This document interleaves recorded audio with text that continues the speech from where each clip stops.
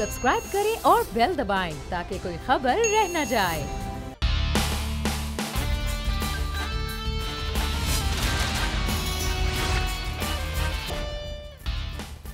अस्सलामुअलैकुम। The special report with Mudassar Iqbal के साथ हाजिर खिदमत है। गुज़िश्ता रोज़ ये कहा गया कि एक खिलाड़ी आउट कर दिया पाकिस्तान मुस्लिम नून का, और आज एक और खिलाड़ी ने वज़ीर आला से मुलाकात कर ली। ये दावा किया गया मोहतरमा फिरदौस आशिक अवान साहिबा की जानिब से, लेकिन उनकी अपनी जमात में पूरी एक टीम वो इस वक्त फॉरवर्ड ब्लॉक बना रही है। फॉरवर्ड ब्लॉक का नाम भी सुपरमेसी ऑफ पार्लियामेंटेरियंस रखा गया है।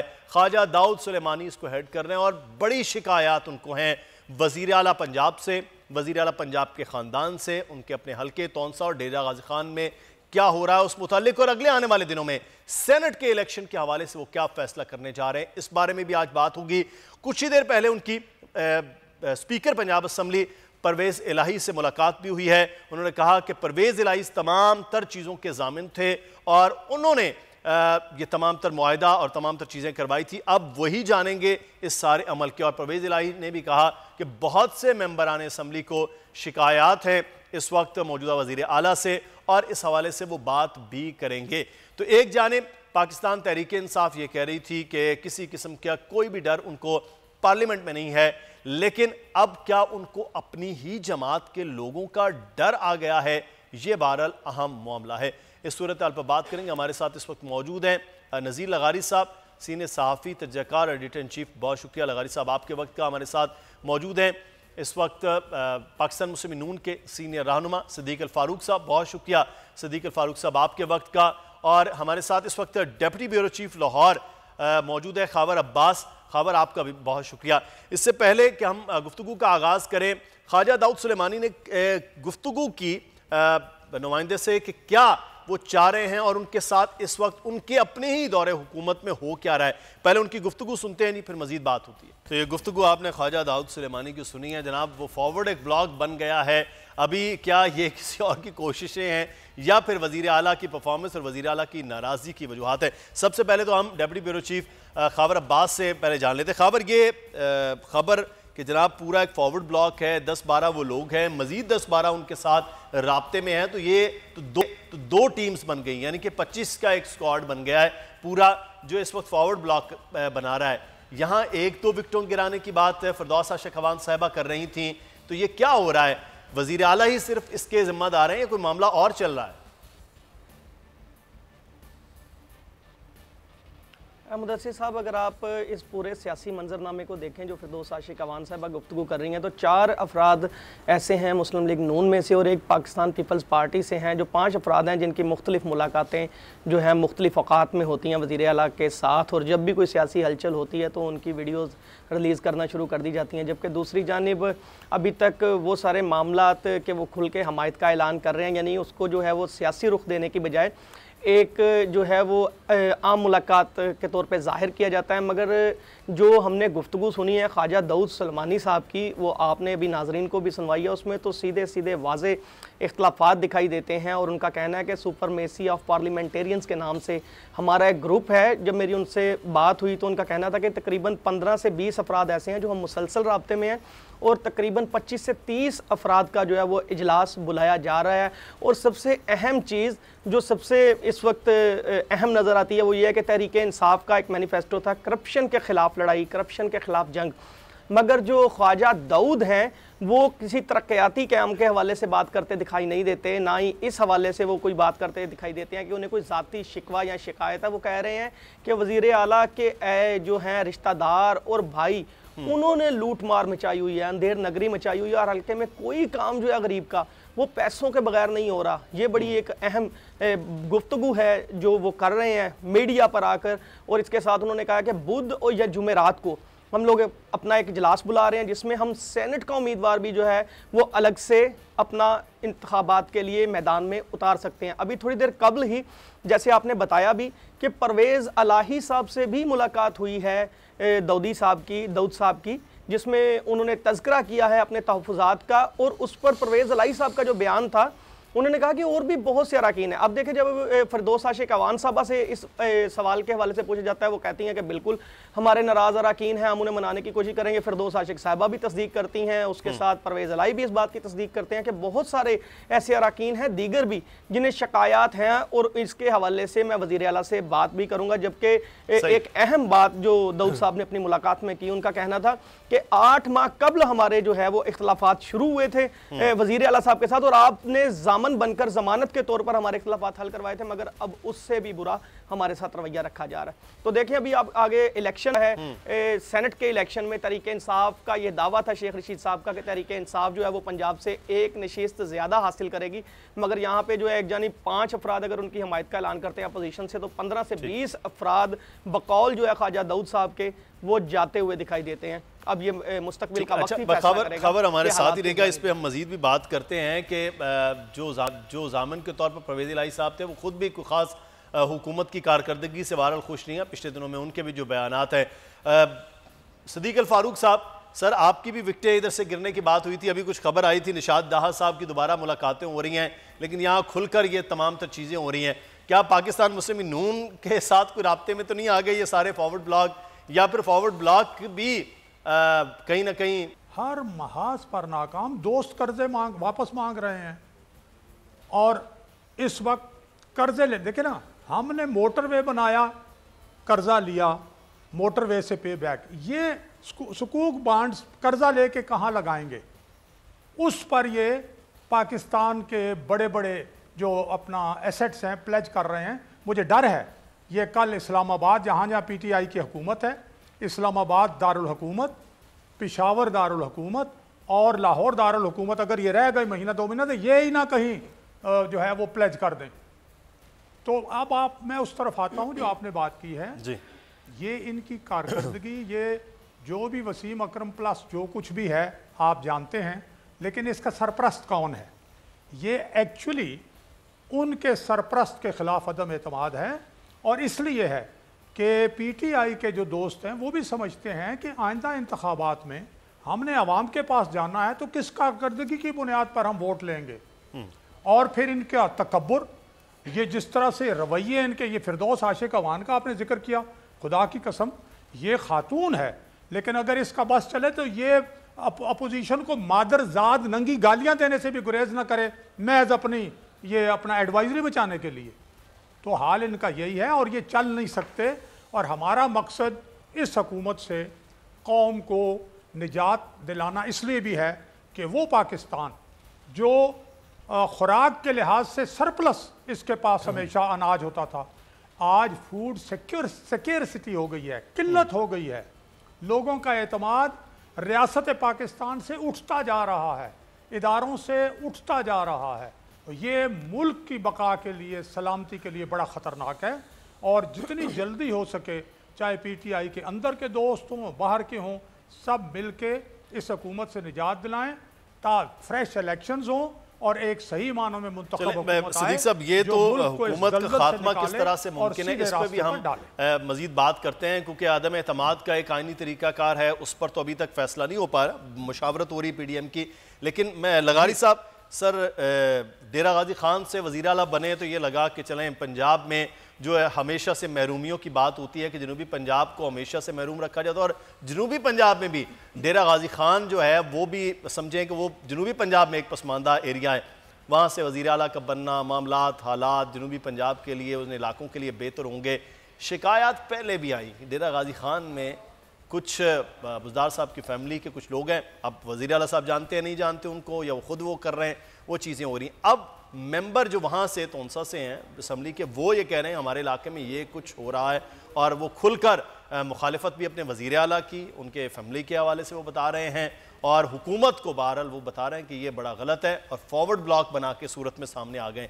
ये ऐसी सिचुएशन में कोई खुफिया ताकतें इकट्ठी हो जाती हैं इस किस्म के फॉरवर्ड ब्लॉक बनाने के लिए, या वाकई ये फॉरवर्ड ब्लॉक किसी इशू पर बन जाया करते हैं? सर देखें, दोनों सूरतें हो सकती हैं, मैं इस पर यह नहीं कहता हूँ कि ये ख़ुद ब खुद बनते हैं या कोई क़ुव्वतें बनाती हैं। एक वक्त ऐसा था जब पाकिस्तान मुस्लिम लीग नून की हुकूमत थी, फिर अचानक ऐसे हुआ था कि मियाँ अज़हर साहब और अपना मंजूर भट्टो साहब ने रिवोल्ट किया और आनन फानन मालूम हुआ कि एक बड़ी अक्सरियत, वाज़ेह अक्सरियत जो है वो एक तरफ चली गई और उन्होंने जाकर नून लीग की हुकूमत को ख़त्म कर दिया और उनकी जगह पर भट्टो साहब की हुकूमत कायम हो गई।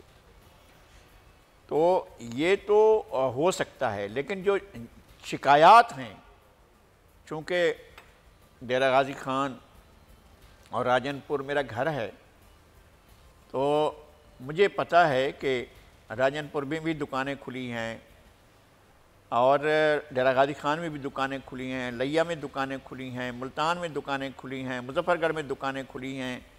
अब आप जाएं ना कि हमने एक टीचर का, एक मामूली मुलाजिम का, किसी चपरासी का, किसी का ट्रांसफ़र करना है, पोस्टिंग की बात, उसकी अपॉइंटमेंट की बात अलग है, अब ट्रांसफ़र करवाना है तो उसके भी रेट मुकर्रर हैं। तो अब कोई चीज़ भी है वो ऐसे नहीं होती है और मालूम है कि फ़लाँ काम के लिए फ़लाँ उस दुकान में जाना होगा, फ़लाँ काम के लिए उस दुकान में जाना होगा, फ़लाँ काम के लिए इस दुकान में जाना होगा।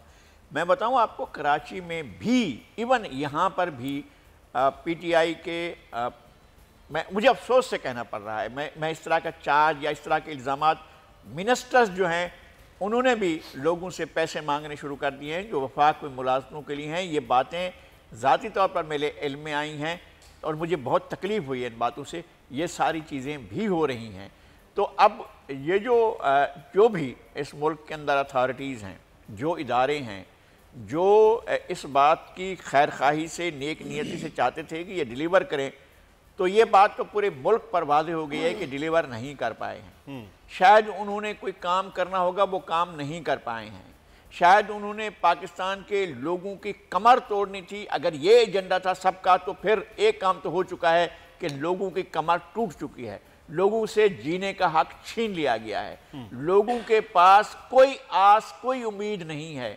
लोग सिर्फ ये देख रहे हैं कि कौन सा तरीका हो कि हमारी जान छूटे इस मुसीबत से। हमने समझा ही था कि हम एक नई जमहूरियत आ रही है, एक नए दौर में दाखिल हो रहे हैं, जहाँ तो माफिया का दौर आ गया है। हर चीज़ में एक जगह पर माफिया बैठी हुई है। सही। ये जो ख्वाजा दाऊद साहब हैं, मैं पर्सनली इनको इस लिहाज से जानता हूँ कि तौसा शरीफ में इनका एहतराम भी है, इनकी इज्जत भी है, लेकिन ये जिस तरह से मायूस हुए हैं, तो इसका मतलब ये है कि एक तो इनकी अपनी ज़ाती मायूसी है और दूसरी बड़ी बात यह है कि इनका पता नहीं कहीं और जो ताकत के मराकज़ हैं वहाँ इनका राब्ता है या नहीं है, लेकिन ये पता है कि अब ये चीज़ें जाने वाली हैं।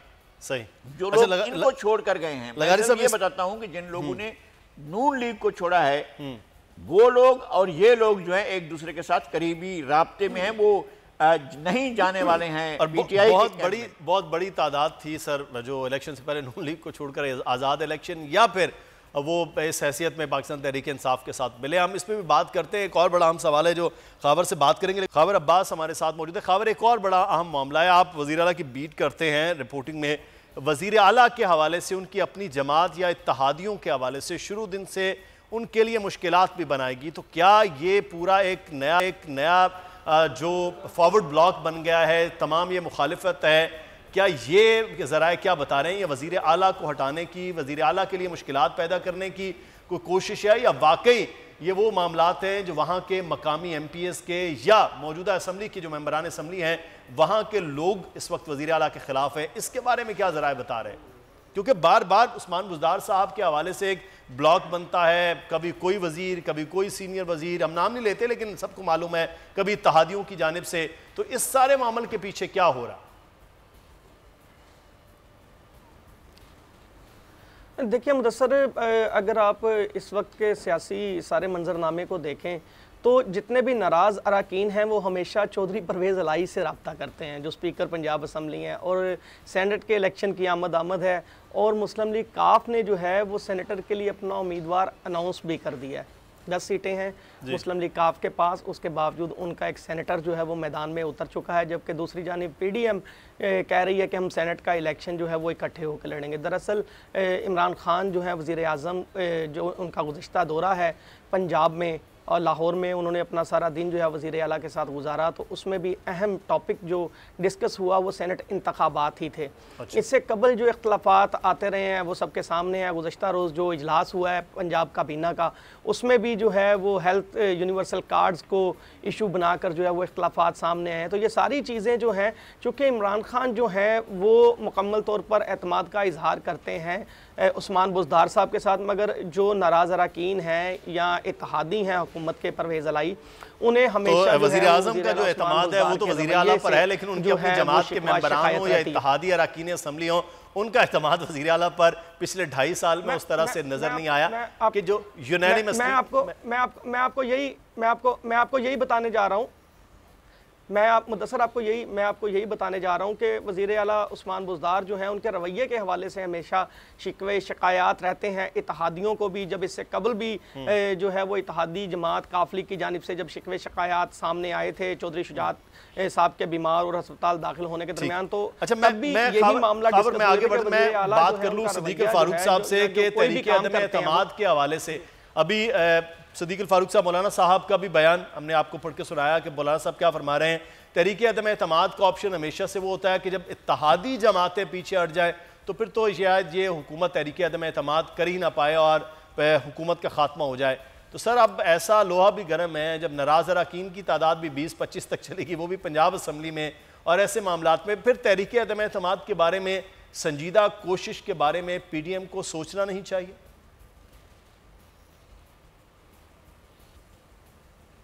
देखिए, मौलाना फजलुर रहमान साहब ने जो बात की है, हम भी यही बात कर रहे हैं कि ये ऑप्शन सामने आया है, इस पे PDM की क़यादत बैठेगी, सोचेगी। 2 चीज़ें हो सकती हैं, एक ये कि लॉन्ग मार्च का भी फैसला कर लिया जाए और उसके साथ साथ अदम एतमाद का भी, यानी लॉन्ग मार्च का दबाव और अदम एतमाद की तहरीक, तो ये भी हो सकता है। आप एक बात सामने रखें कि PDM की पार्टियां जो इतनी ज़्यादा पार्टियां 11 और इसमें आने वाले दिनों में कुछ और लोग भी शामिल होने वाले हैं इंशाअल्लाह, तो इनमें अगर किसी इख्तिलाफ राय किसी बात पर होता है, बैठती है क़यादत, यानी समिट होती है सरबराही इजलास और वहाँ से इत्तेफाक राय होकर बाहर निकलते हैं। तो इसलिए ये PDM की ताकत है, ये जमहूरी रवैये हैं, ये बेहतरीन जो तजवीज़ सामने आए उस पर सबका मुतफिक होना, यही मैं समझता हूँ कि हमारा दीन भी कहता है और जमहूरी रवैये भी कहते हैं कि अगर एक आदमी भी अच्छी तजवीज़ दे और सब कन्विंस हो जाए तो उसी पर फैसला करना, यही ताकत है। अगले आने वाले दिनों में फिर तहरीक अदम एतमाद के मामलात के हवाले से क्या चीज़ें सामने आती हैं। बहुत शुक्रिया।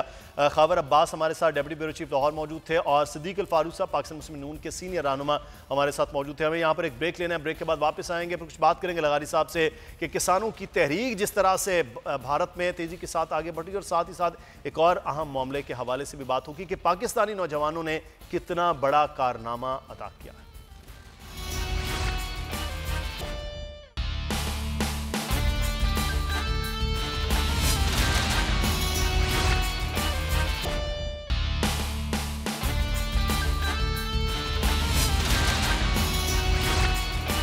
ब्रेक के बाद आपको खुश आमदीद कहते हैं। 2 लाख ट्रैक्टर के साथ पूरे पंजाब से, हरियाणा से, राजस्थान से जो किसान हैं वो दिल्ली की तरफ मार्च करते हुए वहां पर पहुंचे और खालिस्तान का परचम भी लहरा दिया गया है। ये सूरत हाल भारत में इस वक्त नजर आ रही है नरेंद्र मोदी की हुकूमत के उन किसान दुश्मन पॉलिसियों के हवाले से। लगारी साहब, ये जो एक बड़ी तहरीक थी और फिर उस तहरीक को भी बहरहाल वो एक मामलात अलग रख लेते हैं, खालिद से भी बात करेंगे, लेकिन इस किस्म का एहतजाज बड़ा मिसाली एहतजाज है कि ट्रैक्टर ही 2 लाख हों तो फिर लोगों की तादाद का अंदाज़ा तो फिर उससे लगाया जा सकता है कि लाखों की तादाद में, और जिसे कहा जाता है मिलियन मार्च, वो मिलियन मार्च सर असली वाला। देखें, मौसम एक जैसा होता है, दिल्ली का भी और लाहौर का भी और इस्लामाबाद का भी और चंडीगढ़ का भी और रोहतक का भी और करनाल का भी और पटियाला का भी और लुधियाना का भी, ये सारे के सारे मौसम एक जैसे होते हैं। हमारे यहाँ भी तारीख चल रही थी जो मौसम की वजह से पसपा हुई, लेकिन यहाँ एक तारीख चल रही थी किसानों की, और आपने देखा कि किस तरह से मैंने वो सारी सख्त जान होते हैं, सियासतदान थोड़ा नाजुक होते हैं लगारी साहब, तो फ़र्क तो है ना। हाँ, ये फ़र्क है, और इसलिए कि किसान असल तहरीक तबकाती होती है, इसलिए कि किसान एक तबका है और पूरे हिंदुस्तान में सबसे पिसा हुआ तबका जो है वो किसानों का है। किसान जो है वो ज़मीन से वाबस्ता होता है और उसका काम काश्तकारी करना होता है। वहाँ पर सरमायादारी ने इंक्रोचमेंट की है, काश्तकारी के ऊपर ज़रब लगाने की कोशिश की है, जिसके नतीजे में किसान बाहर निकले हैं। और किसान जिस अज़्म के साथ, जिस हौसले के साथ, जिस इनकलाबी जज्बे के साथ निकले हैं, उसने तो पूरी की पूरी हैयत बदल कर रख दी है। अब ये नहीं लगता है कि जनाब मोदी का दौर है, लगता है कि मोदी के ज़िवाल का दौर है। और मोदी जैसे हुक्मरानों, उनके जो बड़े जय्यद थे, उनके बड़े बुज़ुर्ग थे डोनाल्ड ट्रंप, वो तो चले गए। अब मोदी के जाने का दौर है और मोदी जैसों के जाने का दौर है। किस तरह से दुनिया में इस तरह के लोग आ जाते हैं हुक्मरान बनकर, और इंडिया के किसानों ने साबित कर दिया है कि उन्होंने एक पूरी अज़्म के साथ और हौसले के साथ मुज़ाहमत की है। किस तरह से लोग आए हैं, यानी पंजाब से आए, हरियाणा से आए, और उसके बाद सीपी से आए, यूपी से आए, बहुत से और सूबों से, राजस्थान से भी कुछ लोग आए हैं जो आकर इसमें शरीक हुए हैं। करीब के सारे सूबों से लोग आए हैं। और अब इंडिया में दारुल हुकूमत जो है उसके अंदर जो सबसे बड़ा इवेंट होता है इनका यौम जमहूरिया, वो ख़त्म होकर रह गया है। वो ऐसा लगता है कि वो यौम एहतजाज है, यौम एहतजाज, यौम किसान जो है वो तब्दील हो गया। और आपने सही कहा कि मोदी के अब जवाल के हुकूमत चल रही है, जिसमें इतनी बड़ी तादाद में किसानों ने आकर हल्ला बोला है। यकीनी तौर पर अब देखना है कि इसके क्या मामलात आगे, क्योंकि इस वक्त खौफजदा है मोदी हुकूमत इस सारे एहतजाज से। कुछ आगे बढ़ेंगे, ट्रिब्यूट भी पेश करेंगे।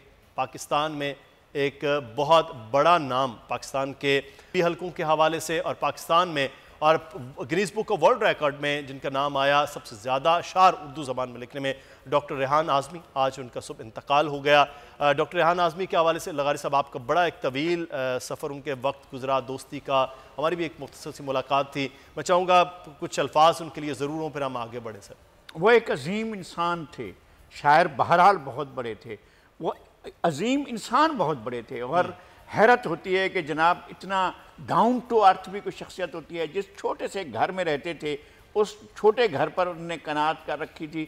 और जिस तरह से दुनिया भर में लाखों नहीं, आप आज देखें जब उनका इंतकाल होता है तो 1 घंटे के अंदर अंदर लाखों पोस्ट जो हैं वो आ जाती हैं अपना यूट्यूब पर, और दूसरे जो सोशल मीडिया के बहुत से जो आउटलेट्स हैं उनके ऊपर लगातार ये चल रहा है।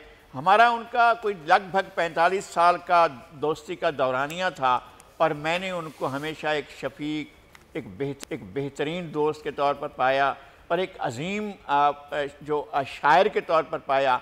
देखें, पाकिस्तान के अंदर या हिंदुस्तान के अंदर या पूरी दुनिया के अंदर मरसिया निगारी की या आज़ादारी की एक पूरी तारीख़ है।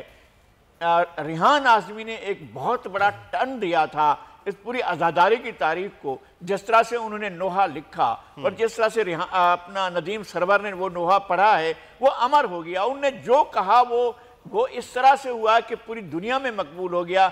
यहाँ तक भी हुआ है कि जब ये दोनों गए थे कि हमें कोई जानेगा, पहचानेगा या नहीं जानेगा, जब ये करबला पहुँचे तो जहाँ जाते थे वहाँ इन्हीं का मरसिया चल रहा होता था, और वो लोग जो हैं इन्हीं का मरसिया कह रहे होते थे। तो ये सब आपका इस लास्ट मुहर्रम में आपके साथ उनका आखिरी इंटरव्यू था जो किसी भी नेशनल मीडिया पर ऑनर हुआ आपके साथ, और हमेशा उन्होंने मीडिया को मना किया, कभी भी किसी चैनल पर नहीं जाते थे।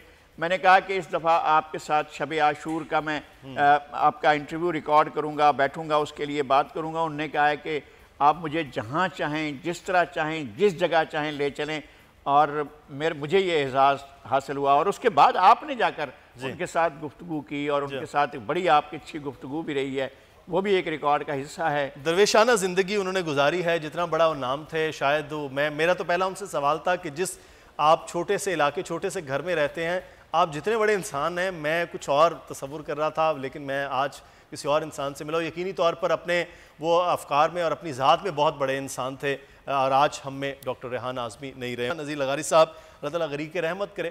डॉक्टर रेहान आज़मी साहब के हवाले से आगे बढ़ेंगे। एक बड़ी अच्छी खबर पाकिस्तान के नौजवानों के हवाले से, जिन्होंने एक शानदार कारनामा किया कि पाकिस्तान में टरबाइन के जरिए बिजली पैदा करने का मंसूबा है। इस सूरत पर बात भी करेंगे, हमारे साथ हमारे मेहमान उनसे पूछ लेते हैं। इस वक्त मोहम्मद अली हमारे साथ मौजूद हैं, साथ में ज़फ़ीर अहमद और साथ सरवत सत्तार, तीनों लायक और ज़हीन बच्चे जो पाकिस्तान में इंस्टीट्यूट ऑफ टेक्नोलॉजी के तीनों तालिब इल्म हैं। उस्मान, तो मैं सबसे पहले मलिक मोहम्मद अली आपसे जानूंगा, कितना अरसा लगा है आपको इस वाटर टरबाइन बनाने में और लागत क्या आई और कहाँ कहाँ आप इसका तजुर्बा कर चुके हैं? बस इलेक्ट्रिकल इंजीनियरिंग हम लोग पढ़ रहे थे, हमारी 4 साल की इंजीनियरिंग है। उसमें थर्ड ईयर में जब हम लोग आए तो हमें ये आइडिया आया कि मुल्क को कोई ऐसा सोल्यूशन दें, क्योंकि बिजली का बहरान बहुत है हमारे मुल्क में, शॉर्टफॉल बहुत ज़्यादा है। तो हम ये चाह रहे थे कि ऐसा कोई सोल्यूशन दें जो कि मोनोटोनस तरीके हैं, जो कि पुराने तरीके हैं। अब मैं सोलर को पुराने ही कहूँगा कि सोलर और विंड से हम बिजली बना रहे हैं, एक पानी से ही बना रहे हैं टरबाइन से। तो सोलर ऐसी चीज़ है जो कि 12 घंटे होता है, 12 घंटे नहीं होता, और विंड है कभी चल रही है कभी नहीं चल रही है। तो हमने ऐसा सोल्यूशन बनाया है, ऐसी चीज़ को यूज़ करते हुए बनाया जो कि पानी है, 24/7 चल रहा है, उसको यूज़ करते हैं हमने अपना। अच्छा अली, मैं आपसे सवाल करना चाहूँगा कि ये इस तमाम तर मामले को कितना आपको वक्त और लगा है, और तजुर्बात के हवाले से आप एक्सपीरियंस बताइएगा, कहाँ कहाँ आपने किया फिर इसको बनाने के लिए हमें तकरीबन 6 महीने लगे हैं, और कोविड की सिचुएशन की वजह से हमें एटलीस्ट 8 मंथ्स लग गए थे इसको बनाने में। और इसको बनाने की जो पैसे थे वो हमारे लगे हैं अराउंड 1.5 लाख। अच्छा, उसके बाद हमने इसको जब बना लिया था तो हमने इसको मल्टीपल जगहों पर टेस्ट करा, जिसमें सबसे पहली जगह थी हमारी हब रिवर एक तरीके की चैनल चल रहा है पानी का, जहाँ पे पानी का फ्लो चल रहा है, तेज़ भी और स्लो भी। तो हमने इसको वहाँ पे टेस्ट करा था। उसके बाद हमने इसको कराची के नालों के लिए भी हमने इसको ऐसा डिज़ाइन करा था कि वहाँ भी चल सके। तो हमने इसको लियारी नदी में भी इसको जाके हमने टेस्ट करा था, वहाँ भी इसके रिजल्ट। अच्छा, मैं आपसे ये सवाल करना चाहूँगा, ये बड़ा बुनियादी सा सवाल है कि इसकी पावर जनरेशन वो कितनी है, यानी हम ये कहें कि सिंगल यूनिट से कितनी बिजली पैदा की जा सकती है? हमने जो हमारा प्रोजेक्ट जो बुर्राक है, इसको हमने जो डिज़ाइन किया है वो तकरीबन हमारा प्रोटोटाइप 1000 वाट्स के लिए, मतलब 1 किलोवाट, जो कि एक घर का लोड हो सकता है। तो 1000 वाट जो है वो एक घर के लोड को पूरे चला सकता है, जिसके अंदर घर का फ्रिज, वॉशिंग मशीन्स और ये सारा लोड इसके अंदर चल सकता है। अच्छा, साथ मैं आपसे ये सवाल करना चाहूँगा, हुकूमत की जानिब से या किसी इदारे की जानिब से आपसे कोई राब्ता हुआ है, या आपकी ख्वाहिश है कि हुकूमत कोई इदारा आपसे राब्ता करे फिर आप इसको बड़े पैमाने पर चलाएं? बिल्कुल ख्वाहिश है हमारी कि हम गवर्नमेंट के किसी इदारे को ये सेल करें, और गवर्नमेंट यूज़ करेगी तो आवाम तक आएगा ये। तो यही हम लोग चाह रहे हैं। अभी तक किसी ने अप्रोच हमें नहीं किया, लेकिन हमारा टारगेट ये है कि कोई हमें अप्रोच करे और हम इतना इसको अवेयरनेस आवाम तक पहुँचाएँ कि आवाम खुद भी हमें इसके ऑर्डर्स दे। यही आइडिया प्लस हमने इसको पिच किया था। इग्नाइट FIP फंड होता है, फाइनल प्रोजेक्ट फंड होता है, जो कि नेशनल इंक्यूबेशन सेंटर कराची के अंडर आता है वो। तो उसमें हम लोगों ने कंपटीशन में हिस्सा लिया था, वहाँ से हमें जस्ट फंडिंग हुई है, क्योंकि ये कंपटीशन इसने विन किया था अमंग आर इंस्टीट्यूट, मतलब हमारे इंस्टीट्यूट में इसका। अली, मेरा सवाल है कि ये किसी उस्ताद के बगैर तो इतना बड़ा प्रोजेक्ट मुकम्मल नहीं होता, तो आपको कहाँ से रहनुमाई मिलती रही साथ साथ अपने साथ से, अपने इदारे से? जी, हमें जो हमारे जो सुपरवाइज़र थे डॉक्टर अब्दुल कादिर, सबसे पहले तो हमें उनकी रहनुमाई हासिल की गई है। बाकी हमने मल्टीपल रिसर्च करी हमने इसके बारे में कि इसको मज़ीद किस तरह अच्छा किया जा सकता है, इंटरनेट के थ्रू, बुक्स के थ्रू। तो हमने वहाँ से भी बहुत सारी चीज़ ऐसी सीखी जो हमें इस टरबाइन को बनाने में इम्प्लीमेंट करना चाहिए, जो कि हमने बिल्कुल करा। अच्छा, 25 साल से कम उम्र में तो आपने ये वाटर टरबाइन बना ली, जॉब शॉप भी आपकी लगी, आगे क्या मंसूबे आप सोच रहे हैं? पहले जो बुर्राक बनाया है प्रोटोटाइप, हमारी कोशिश ये है कि इसको मास प्रोडक्शन के अंदर डाला जाए, क्योंकि इसके अंदर और भी बहुत सारी एडवांसमेंट्स हो सकती हैं। इसलिए अभी जो हमारा बेसिक जो फोकस है वो इसी के ऊपर है कि हम इसको बेहतर से बेहतर कर सकें और इसकी प्रोडक्शन को ज़्यादा से ज़्यादा बढ़ा सकें, ताकि लोगों को भी इससे फ़ायदा हो। और ठीक, अच्छा, बड़ी कामयाबी है असातिज़ा के, उसके पीछे मामलात है। तो इस वक्त आपके उस्ताद ही प्रोफेसर डॉक्टर अब्दुल कादिर साहब हमारे साथ मौजूद हैं। पहले तो डॉक्टर साहब, आपको बहुत बहुत मुबारक हो कि आपके तलबा ने इस किस्म का प्रोजेक्ट बनाया, जिसको आज बड़ा सराहा भी जा रहा है। लेकिन मैं प्रैक्टिकली आपसे जानना चाहता हूँ कि अमली तौर पर इस मंसूबे को किस हद तक हम फ़ायदामंद बना सकते हैं, और इसको जो पाकिस्तान की पावर जनरेशन है उसके अंदर इसको अमली तौर पर शामिल कर सकते हैं, कितना प्रैक्टिकल है ये? जहाँ भी बहता पानी पाया जाए, पानी की रफ्तार से कतई नज़र, पानी का बहाव अगर इतना है कि जो इसके ब्लेड्स को चला सके तो ये एनर्जी जनरेट करना शुरू कर देगा। सही। इसकी एनर्जी बराह रास्त लोड को ड्राइव नहीं करती, बल्कि इसे हम स्टोर कर लेते हैं बैटरी में, क्योंकि ये लोड के पैरामीटर्स प्रोवाइड नहीं कर सकता, क्योंकि बहाव की रफ्तार कम ज़्यादा होती रहती है।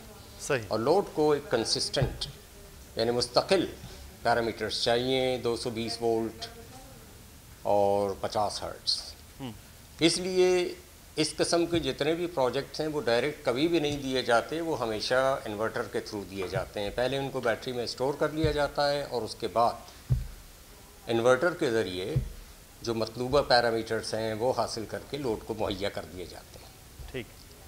तो इस तरह ये जहाँ भी बहता पानी है, चाहे वो दरिया का हो, नदी नालों का बहाव हो, नहरें हों, यहाँ तक कि हमारे शहर में मौजूद नाले जो हैं उनमें भी अक्सर हमने देखा है बहाव काफ़ी तेज़ होता है, तो वो भी इसको बड़ी आसानी से रन कर सकता है। ये 24 घंटे चलता रहेगा, 24 घंटे एनर्जी पैदा होती रहेगी। सोलर जो है वो सिर्फ सूरज की मौजूदगी में काम करता है, सूरज ना हो तो तवानाई पैदा नहीं होती। बिल्कुल। ये मुसलसल चलता रहेगा जब तक पानी बह रहा है। बेसिक आइडिया नहर ख़याम पे लगाने का था, मगर वो उसका काम चूँकि रुक गया इसलिए वहाँ तो अब नहीं कर सकते। तो हम नॉर्दर्न एरियाज़ में बहुत से ऐसे मकामात हैं जहाँ फरावानी के साथ बहता हुआ पानी और उसके ज़खायर मौजूद हैं। सही। तो ये वहाँ लगा कर तवानाई हासिल की जा सकती है। यूनिट बड़ा नहीं है, बड़े भी बन सकते हैं, मगर इसकी एक हद है। बहरहाल ये यूनिट जो हमने बनाया है, डिज़ाइन वैल्यू 1 किलोवाट तक की है, मगर ये पानी के बहाव के प्रोपोर्शनल होता है, उसके तनासब से ये बिजली मुहैया करता है। तो ये कम से कम 700-800 किलो वाट तक तो आराम से जा सकता है। अच्छा। अगर बहाव तेज़ इसको मिलता है। सही। और इस तरह से ये एक यूनिट 500 वाट तक का लोड कंसिस्टेंट चला सकता है। इसका मतलब 24 घंटे में 500 वाट का मतलब ये हुआ कि अगर 24 घंटे ये मुसलसल इसी रेटिंग पे चले तो 12 यूनिट एनर्जी के जनरेट करेगा, 12 यूनिट फी दिन। और एक घर का लोड तकरीबन ऐसा ही होता है। सही।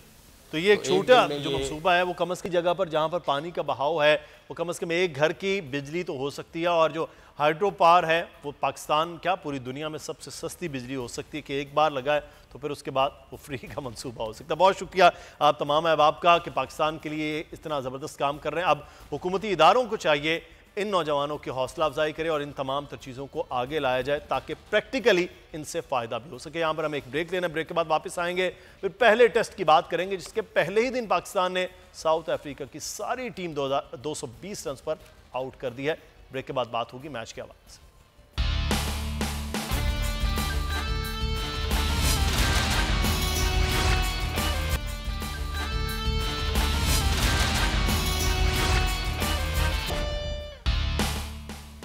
ब्रेक के बाद आपको खुश आमदीद कहते हैं। पाकिस्तान में एक लंबे अरसे के बाद टेस्ट क्रिकेट का आगाज़ हुआ और ये टेस्ट सीरीज़ जो है बड़ी यादगार है क्योंकि बाबर आजम इसके कैप्टन की हैसियत से इस टेस्ट में मौजूद हैं। लेकिन मसला ये है कि इस टेस्ट के आगाज़ में पाकिस्तानी बॉलर्स ने जिस तरह से पहले ही दिन पूरी साउथ अफ्रीकन टीम को जकड़ा है, उसका अब जवाब साउथ अफ्रीकन बॉलर्स की जानिब से भी वैसा ही सामने आ रहा है।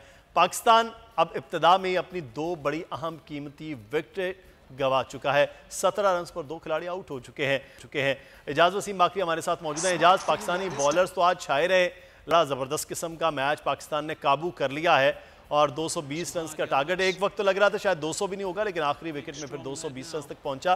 तो अब आते ही हमारे अपना वही हाल हो रहा है जो साउथ अफ्रीका का हुआ है। और देखें, पाकिस्तान होम टीम है और अभी अजहर और बाबर विकेट पर मौजूद हैं, सो इन दोनों को स्कोर करना चाहिए। लेकिन ये बात आपकी बिल्कुल दुरुस्त है कि बाबर की कप्तानी का आज पहला दिन था, वो पहले टेस्ट के अंदर कप्तानी कर रहे हैं। पाकिस्तान के 34वें टेस्ट कप्तान बने हैं बाबर आजम आज। और पाकिस्तानी टीम के पास ये अब अच्छा मौका है कि साउथ अफ्रीका के खिलाफ लीड हासिल की जाए, क्योंकि चौथी इनिंग्स में पाकिस्तान ने बैटिंग करनी है मुदस्सिर, और पाकिस्तान के लिए वो बैटिंग टफ हो जाएगी। आपने देखा होगा कि आउट हुए और जैसे आबिद अली बोल्ड हुए हैं, तो साउथ अफ्रीका के रबादा, लुंगी नगीडी, महराज, इनको ये पिच सूट तो करेगी, लेकिन पाकिस्तानी बॉलर्स ने बहुत अच्छी परफॉर्मेंस दी। हम सब जानते हैं कि Yasir Shah out of form थे, आज उन्होंने 3 विकेटें हासिल की हैं। और सांगड़ के जो पाकिस्तान के आज डेब्यू करने वाले 242वें क्रिकेटर बने नुमान अली, उन्होंने 2 विकेटें हासिल की। शाहीन को 2 विकेट्स मिले हैं। सो अच्छा मुकाबला होगा। मायूस कौन आगाज नहीं है, गो के पाकिस्तान की विकेटें गिर चुकी हैं, लेकिन पहला दिन पाकिस्तान के नाम रहा है, क्योंकि साउथ अफ्रीका जैसी मजबूत टीम आउट करना, 20 पर आउट करना, ये बहुत बड़ा है पाकिस्तानी टीम को। इसकी कोई भी तवक्को नहीं कर रहा था, क्योंकि न्यूजीलैंड से पाकिस्तान 2-0 के हार के आया था। जी मुदस्सिर। अच्छा, लेकिन एक चीज़ मैं एजाज आपसे यहाँ पर यह भी जानना चाहूँगा कि इस वक्त जो सूरत हाल है वो ये है कि ताबिश खान के हवाले से बहुत ज़्यादा मीडिया पे बात हो रही कि टीम में आज उनको खिलाया जाने की तवक्को थी। टीम जो फाइनल 11 है उसमें फैसला नहीं हुआ, ताबिश खान नहीं हुआ। कराची का मैच था, कराची के प्लेयर को खिलाया जाना चाहिए था, एक्सपेरिमेंट होना चाहिए था, नहीं होना चाहिए था नए पहले मैच में। देखें, ताबिश की अगर जगह बनती तो किसकी जगह बनती? फहीम अशरफ को लाजमी तौर पे ऑलराउंडर के तौर पे खिलाना था। इसके अलावा हसन अली ने कैद आजम ट्रॉफी के अंदर कम बैक किया था, वो पूरे 1 साल से मेहनत कर रहे थे, और शाहीन को आप ड्रॉप नहीं कर सकते थे। तो पाकिस्तान ने 2 स्पिनर्स नुमान अली और यासिर शाह के साथ जाना था, और फिर 2 experience fast bowler Shaheen Shah Afridi और हसन अली के साथ जाना था, और ऑलराउंडर फहीम अशरफ थे। तो ये एक फेयर आंसर है कि ताबिश की प्लेइंग 11 के अंदर जगह नहीं बन सकी, नहीं शामिल किया गया, ना ही सऊद शकील की जगह बन सकी है। अगर सऊद को टीम में डालते तो फिर अजहर और बाबर में से या फवाद आलम में से, तीनों में से किसी एक को मिडिल ऑर्डर में ड्रॉप करना था। सो मेरा जाती ख्याल ये है कि फेयर सिलेक्शन हुई है, और यही बेस्ट पॉसिबल 11 थी जिसको आज मैदान में उतारा है, और बॉलर्स ने तो प्रोड्यूस कर दिया है। और अब देखते हैं कि बैटिंग में क्या होता है।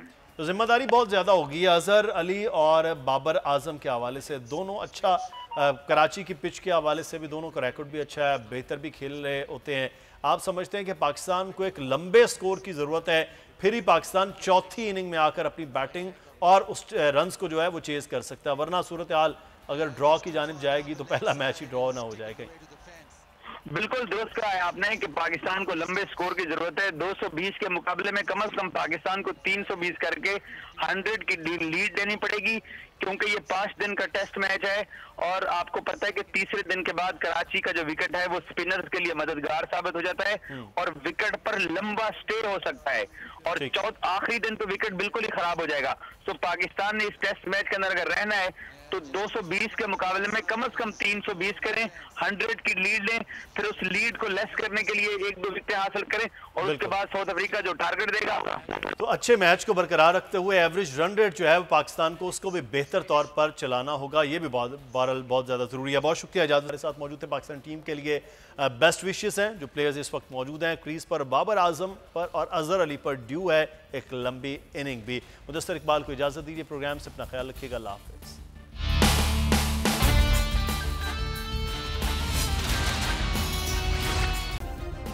सब्सक्राइब करें और बेल दबाएं ताकि कोई खबर रह न जाए।